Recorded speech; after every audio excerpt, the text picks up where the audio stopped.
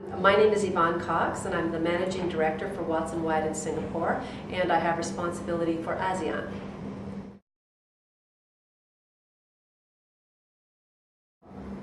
I think for the year 2009, Singapore employers were very cautious, and there was a downward trend through most of the year, at least for compensation forecast for the year 2009. The figures I'm referring to now are from a pulse survey we did of 145 companies in June of 2009.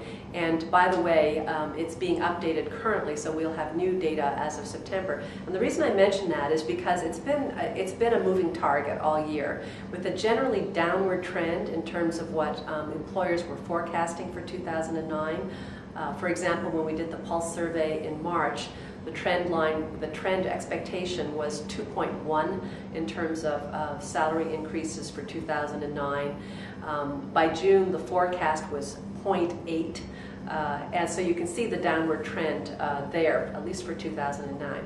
Now the actual, as of June for 2009, in terms of salary increase, was 1.5%. The picture's a little more positive for 2010. Most employers seem to think that it's going to bottom out in terms of business realities in the economy somewhere in 2010, and so they're a little more bullish in terms of salary increases.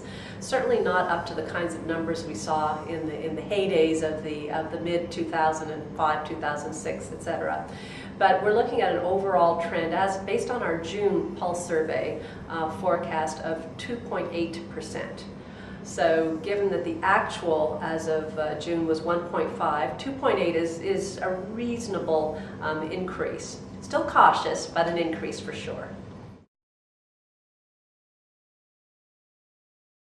There is variation across industries.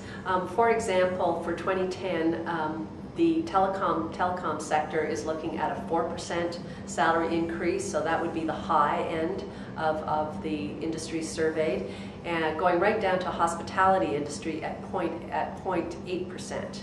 So that's quite a variation right there.